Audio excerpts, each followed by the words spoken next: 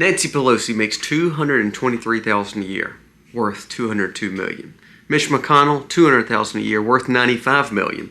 Chuck Schumer, $210,000 a year, worth $75 million. Elizabeth Warren, $285,000 a year, worth $67 million. Why are we allowing this to take place? Elon Musk and Trump just came out and they said, we're going to get to the bottom of the fact that people are literally making decent annual salaries. However, their net worth is not actually showing where their annual salary is coming from. Isn't it amazing how the IRS will come after you for not reporting a $600 1099, but they can find hundreds of millions of dollars to turn around and annualize and they get into their salary somehow or net worth? Tell me how that happened. How are they so good at investments? We're going to discuss what Trump and Elon just said about some of these people who work in your government, but all of a sudden are worth hundreds of millions of dollars. And they're going to get to the bottom of it. We're actually starting to open the floodgates of truth. And all of a sudden, the Democrats are wanting to close that back. It's amazing how if people want truth and then someone tries to close the door to truth, what are they hiding? Today we're going to talk about all that and a little bit more. Let's dive in.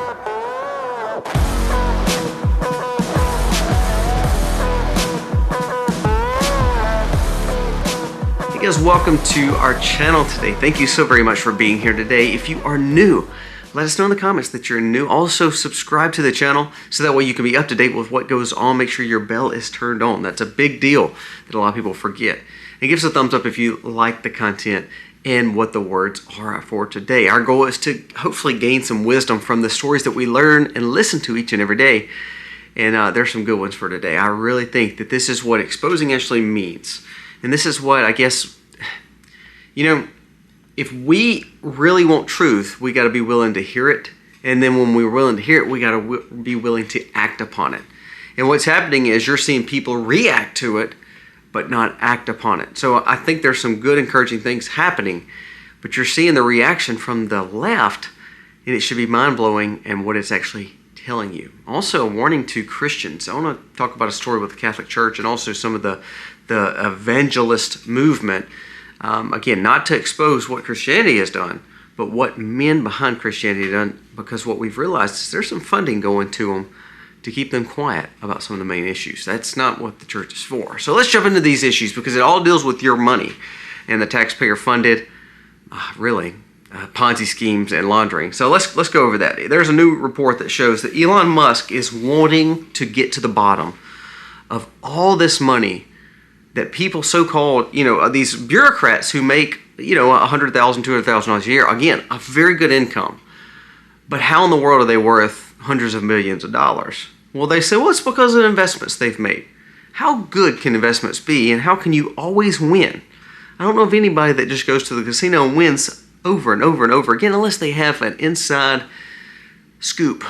Well, that's exactly what they're trying to expose. I want you to listen to this, what Elon Musk and Trump shared from the White House, and I thought this was really good. Trump and Elon to launch plan to investigate low-salary bureaucrats with high net worth. Now, they're not making fun of low salaries as in $100,000 or $200,000 being low salaries. What they're saying, though, is if their salary is $100,000 or $200,000, how are they all of a sudden worth hundreds of millions or several decamillions? For instance, they brought up Samantha Power. Samantha Power served as a Democratic operative, but also served under Obama and Biden. I want you to listen. They just brought her up for an example. They said there's no reason that we see someone who made $180,000 a year now has accumulated a net worth of $30 million. Said that she never made over $250,000 a year on her annual reporting, but she is worth $30 million. Now again, think about this. When I do ads or when I do side hustles or when I sell something, I get a 1099. If it's over $600, they send me a 1099. I mean, I've got stacks of them of this random 600 here, this random 900 here, this random 1,000 here, and you have too. If you own a business or you do something in your community, you get 1099s all the time. Now, it's amazing how we have to report every little inkling of money, even down to the PayPal and Cash Apps that we have. However, Samantha Powers and several of these other people, have an annualized salary, shows what it does, and then all of a sudden still makes a net worth of 10, 15, 20, 30 million dollars more in a matter of what, 4 or 5 years, 6 years, 8 years, but it's not reported? That's called fraud. So we need to find out where that money come from. Well, what we're starting to see is a lot of this government money was going to people that may have not done any jobs for it. It may have gone to, well, let me give you a little bit of money, but here's the back end deal. Glenn Beck shared a story yesterday. He said, well, like for instance, Ukraine. He said to get that money flowing, there's a lot of channels. And so what they do is they say, okay, well, we're going to send $100 billion to Ukraine. And this kind of goes back to the story of how Ukraine said, well, we only got $77 billion. We didn't get the $200 million, missing like $100 and some odd billion dollars. And Glenn Beck says what people don't realize is it goes through so many hands and everybody gets a little piece of the pie because they all helped the bill go through. They all helped the passing of the money go through. He says, so everybody gets a little touch of the money. Is that truly what we want for our dollar bills when it comes to the taxpayer funding of America? You know, yesterday I did a video on stockpiling things, and there were several comments, and I want you to think about it. Go back and watch that video from yesterday, and it's a great video. But we talked about things that cost $50 or $100 or $150 or $200, or eggs at $8 or $9. On the comments, I mean, you go back, and you may have been one of those people that commented, said, you know, it's hard for me to just afford milk and eggs, much less buying something for $100. Now, here we are on Main Street America struggling maybe to pay for milk and eggs, to pay for our insurance premiums that just went up, to pay for the necessities we need, while we have net decamillions going to people in bureaucracies, all in the name of working for the government and laundered behind closed doors. Well, Elon Musk and Trump said, we're getting to the bottom of it. Again, two ultra billionaires, the richest man in the world and probably the best marketer in the world, both made money without the government, is trying to expose what the government's doing. Now, let's talk about this. There is a federal judge in Massachusetts and a federal judge, another Obama appointee, that both are trying to lock up and keep this funding going. So you have federal judges who are on the Democrat side that's trying to keep that money hidden and trying to keep the money flowing to really taxpayer money getting laundered. Also, 22 states led by Gavin Newsom is trying to block all the efforts of Doge and Trump to expose this money.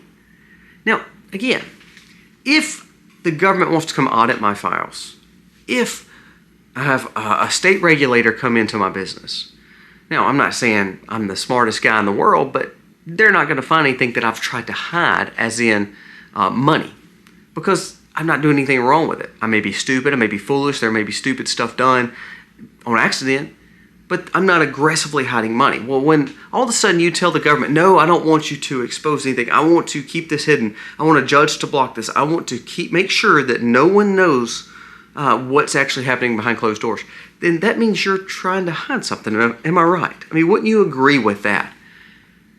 If we're trying to bring out to light the dangers of what we're spending, but then the Democrats and the 22 states and all these judges are trying to block that, wouldn't you think that's a little dishonest? I mean, I'm just thinking we may be trying to hide something here. So I think what we're doing is you're seeing Doge actually open the door to say, look, there's money flowing to all these places that shouldn't be flowing. They just went into the Department of Education yesterday. They've already found $100 million worth of what they call DEI money that's been spent, just frivolously spent. I love the fact that Bill Maher, who is a complete and utter liberal, can't agree with him on anything personally. But I love the fact that he said, look, I'm a liberal, but I don't even know what the Department of Education does. And what was so funny, some of the liberals on his show couldn't actually make a true, wise statement of truly what the Department of Education does to actually make children be smarter. They said that, Bill Maher brought up the fact, he said, actually, our test scores are down, so why are we funding more of the Department of Education? Again, as a liberal, he's saying this. Why are we keeping funding something that none of us actually know what it's funding and it's not making our kids any smarter? He said it just doesn't make sense. And he's saying that as a liberal. I think what's actually happening is the more they expose this, the more that you're not part of the bureaucratic class. Some of these leftists are even saying, wow, what we're actually seeing is this is dishonest money. I think what it's doing is exposing the establishment left and right, the rhinos and the managerial class, the people that's been in Washington forever, to even really the extreme right and extreme left, and the populists and libertarians are all saying, wait, you're doing what with our tax dollars? I think it's actually starting to wake up Americans. And I think that's what scares them so much. Let's go back to the numbers. Pelosi makes $200,000 a year, worth $200 million. It's impossible. She would have to live to about 300 or 400 years old. Now, she may look it, and she may be old, but she's not that old. McConnell, Schumer, Warren, every one of them are worth decamillions or hundreds of millions of dollars. How do they get that kind of wealth? Backroom deals and the dangers of bad policy when it comes to money. When we're not auditing, when we're not budgeting, when we don't have true inspector generals and people watching over our money, people with the bad intentions are going to do bad things. That's why I love the fact of what Doge is actually doing, and Elon Musk bringing this up to say, look, we're fixing to expose people like Samantha Powers, who's only made $180,000 a year, and all of a sudden she's worth $30 million in a matter of what, 8 years? So if 8 years times 180, give her 200,000, that's 1.6. How's she worth 30 million? Truth is going to start coming out more and more, and the more it comes out, the more I think people will get upset in America. Before we go any further, a word from today's sponsor. It's amazing what this one little device has done for my health. Now, what is this? This is a Lumen device. What Lumen is, it's actually just a metabolic coach, all in one little device. All you have to do every morning is breathe in and then exhale. It goes along with the Lumen app. What this does is tells you exactly what your body is doing, such as your metabolic health. Also, if you're burning fats or carbs. The way it's changed my life is I was not eating a lot of carbs. However, what I was seeing is the carbs I was eating, for some reason in my body, it was not actually letting me burn the fat off my body. I was just burning the carbs, the energy source that I had just taken in. So when I started to do more workouts, more runs, instead of taking in so many carbs, I learned to utilize what my body's energy was already producing. After you get your reading every morning, the cool thing is it tells you a diet plan, a nutritional plan, a workout plan, whatever you're wanting to do for the day. It gives you a structured guide. It's like your own personal coach in your pocket. Your metabolism is your body's engine. It's how your body turns the food you eat into fuel that keeps you going. Because of your metabolism is at the center of everything your body does, optimal metabolic health translate into a healthier body, proper weight management, and benefits such as better sleep and better energy throughout the day. Truthfully, I thought I was healthy, but once I started actually looking at what this device was telling me, I started realizing how I could make it better. Check out lumen.me/themax. Get a 20% off discount. Download this app and see what you have been missing when it comes to making your health more optimal. If you're worried about weight management, if you're worried about energy levels, your sleep habits, better diets, this one device can do all that for you. Again, check out lumen.me/themax. Do not miss out on this opportunity to get this 20% savings and get a hold on your health for 2025.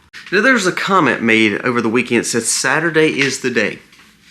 Saturday by lunch. If things are not done by Saturday at lunch, there will be crap to pay. You will suffer. You will suffer. Now, what does that mean? That came from Trump and really Netanyahu. Now, there's been a few release of some hostage, and that's great. That's great that Trump is actually making inroads into this. But he told Hamas, he said, if you do not release every one of these people by Saturday at lunch, all bets off.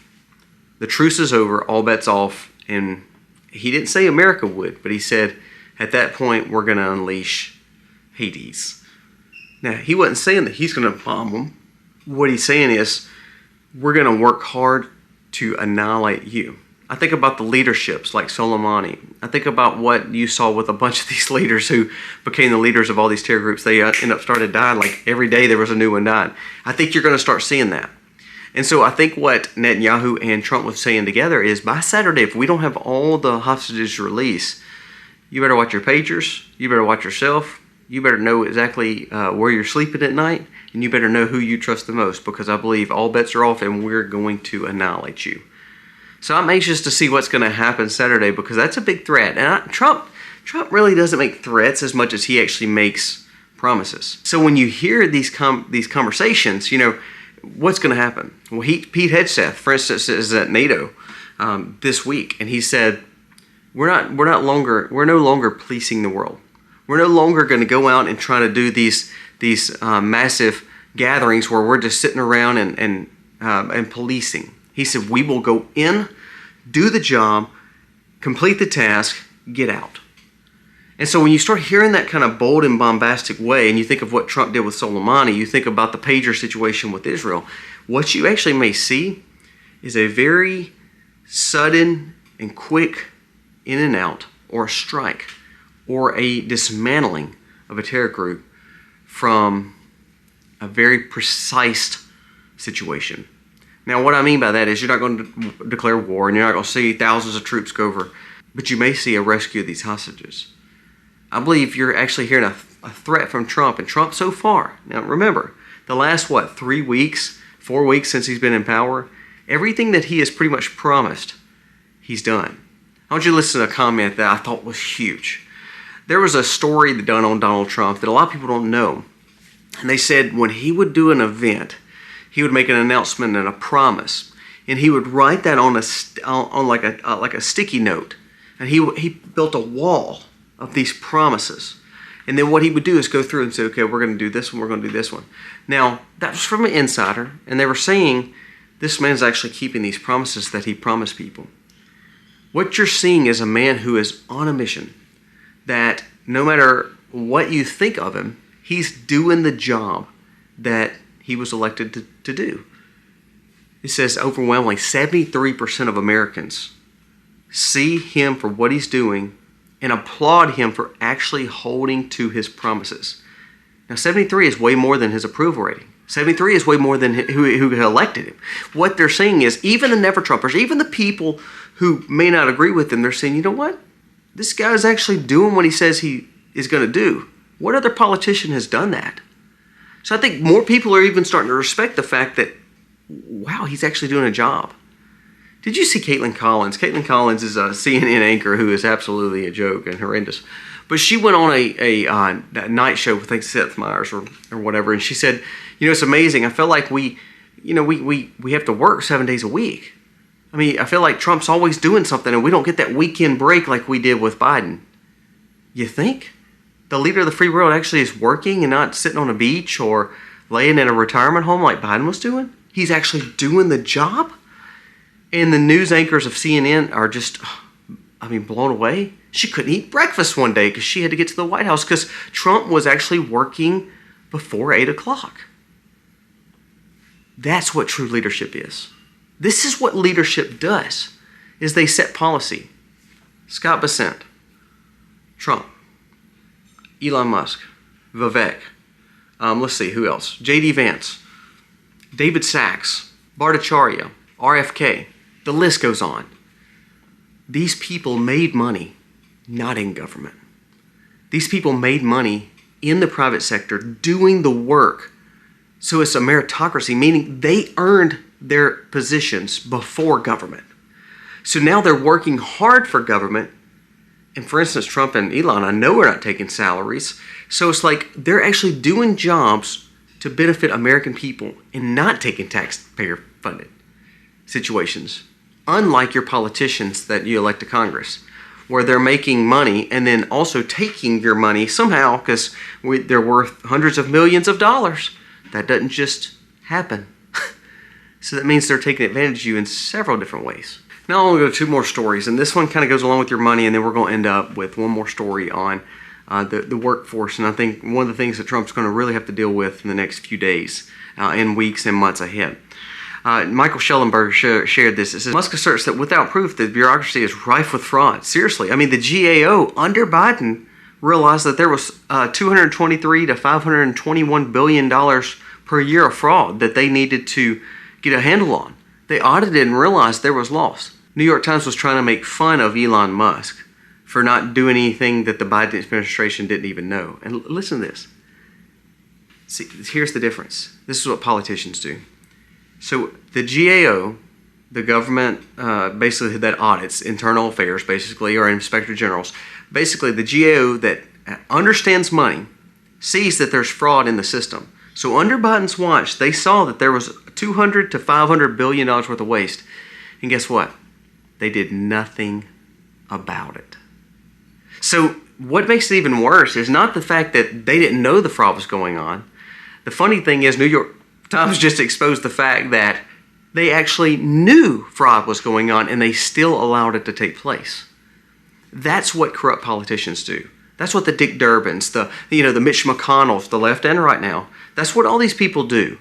They go in and they're like, well, we're going to make the government better. And actually what they're doing is taking advantage of the people, and it's all talk and actually not doing what they say they're going to do and actually work for the American people. Now, last story, I want to wrap up with this, and this is where I think Trump is going to have an uphill battle. We talked about AI. I think that Glenn Beck, and again, I watched an interview with PBD and Glenn Beck, and I thought Glenn Beck made a good point. He said, scares me to death of AGI, scares me to death of ASI, scares me to death that AI is becoming reality. He said, but however, I hope America is the one that actually leads the charge and gets there before anyone else, so that way we can control it or at least make it accessible for everyone. He said, because the risk of it will be detrimental to us. Well, there's a new report from Unusual Wells that says 41% of companies are already starting to cut their workforce to reduce by 2030 because of AI and what it will do, the ramifications of jobs loss, because they're going to utilize AI for those same jobs. Listen to that now. 41%. 41% of the companies worldwide are planning to reduce their workload and their workforce because they know computers will be able to do that. Think of the impact on the local economy, the American economy, and the world economy that you're seeing 41%, almost half the businesses are going to start cutting jobs because they know by 2030 AI will pretty much be over most of things going on in factories, things going on with work, things going on with doctors and nurses and lawyers. I mean, think of the ramifications of that. So I think that that's where Trump's got to work towards. It's okay, if we're going to be over AI, then we need to make sure we understand it more and understand that it will not take our jobs. We can become more innovative, and humans can be a part of this and not be ruled over by AI. This is a very dangerous thing. Now, here's where the internal battle happens, and this is going to be a battle for Trump. Trump stood beside Larry Ellison with Oracle and Sam Altman with a major investment into tech and AI. Now you're seeing Elon Musk make a play for OpenAI to keep it open, whereas Sam Altman is wanting to take it more private to make it a for-profit company. So meaning they want the tech to be all about them, and then basically they become super mega billionaires, trillionaires, to then have the formulation of AI to then basically rule the world, to where they can basically sell the rights to AI. Elon Musk just made a play for $97 billion to basically take OpenAI and leave it OpenAI, make it more charitable, make it more for everyone, so that way everyone either wins, everyone has the option to win, everybody has the opportunity to use it. At the same time, no one has the power over it. So Trump is now dealing with two things. He's dealing with the fact that Sam Altman, who built OpenAI, ChatGPT, and has his hands tied to Microsoft, also in this new company with Larry Ellison, but also is trying to close the AI up to make it where they're over it. Versus Elon Musk, who has become almost like a right-hand man to him, fighting against his former friend to try to keep it open. The battle for AI is going to be a serious battle, not only for the power and, because remember, with power comes responsibility. If you hold in your hand the power of everything, it reminds me of two things. I always say it reminds me of a nuclear arms race, but it also reminds me of the Tower of Babel in the Bible, where we want this God complex, and you see so many of these billionaires and these tech overlords and these people who are striving to be over everything, to ultimately try to be the quote-unquote God that AI is they're wanting AI to be, to ultimately falter, because remember, God cannot be mocked. And I think that what AI is doing is mocking it. And this is what scares me, is the battle for AI is going to be bigger than anything. However, the battle for AI is also going to come with some ramifications to say, we got to make sure that if we get on top and we are over it, that the people over it are not looking to be over us, that we can keep freedom. AI is scary, and I really want us to pay attention to this. Now, this brings up the last point with the video today. Christians, we have to be very careful and conscientious of things going on right now. There's some stories that's come out that USAID and that several other government bureaucracies have been paying big evangelists, big televangelists, the Catholic Church, the Catholic Pope. There's a lot of money funneling into those things. So when you hear like the Pope talking about immigration and how he's against what Tom Homan's doing, well, let's see. There are some stories that said that the Pope was getting a lot of these funds too. Here's what we have to pay attention to. Money and power can be used for good things. However, money and power can use to even corrupt the church.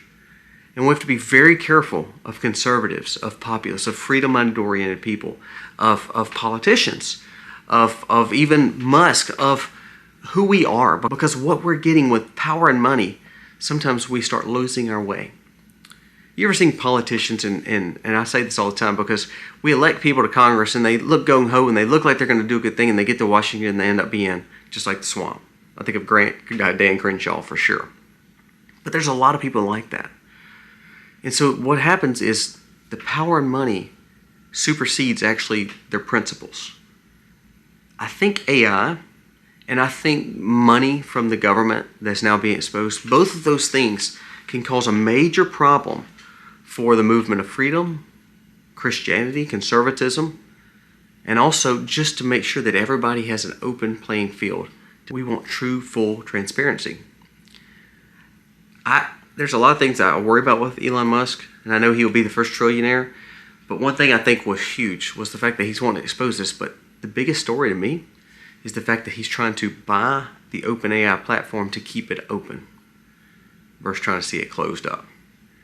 And remember, Trump has relationships with Sam Altman and Elon Musk.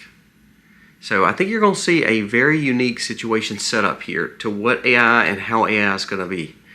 Is it going to be the Tower of Babel? Is it going to be a lot of power and basically imprison Americans in the world? Because now we see that jobs are going to be actually cut tremendously. Or are we going to see actually ableness for people to use it if they want to use it and it used for good things? We have to be very careful because when we put the power and money in people's hands, that's a lot of responsibility. And when we do that, I think this is what happens. Money ends up making us more of who we are. If we're a humble person, you see that person giving more. If we're a chauvinistic, arrogant person, money makes it worse and they become more chauvinistic and more difficult to deal with. So what we're seeing, I think, with Elon is, humanity may be coming out. And I'd love to see Elon get saved and become a Christian. But what we're seeing is a man who's pretty humble. And where he could say, look, I just want the power for myself. And he just bids to close AI the same way that Sam Altman's wanting it. And he just bid more for it and basically take the power and become the most powerful man in the world. What he's actually doing is turning around and saying, I want to put $100 billion into it and leave it open for everybody. I'm not for AI. Again, I state that. But I'm wanting America and people who are humble to get to it first. That way it may be easier for Americans to understand, and also it may not be at the risk and detriment of losing jobs, losing freedom, and being controlled. Pay attention to these stories. I just think that as Christians and as conservatives, as freedom-minded individuals, we have to be very conscientious and very, very careful. Because sometimes when we get all the power and the money and the responsibility, we actually lose our way. And what we've seen is some of this government funding has went to what we consider Christian leaders or the Pope or to organizations that are conservative, the Bill Crichtals, the people who are supposed to be on our side, and has corrupted them. Be careful of that. Guys, let me know your thoughts on today's video. Again, check out today's sponsor. We are able to do these videos because of our sponsor. So we thank our sponsor today for giving us the chance to talk and to be in front of you. We thank you so very much. And please subscribe to the channel and give us a thumbs up if you like the content. God bless.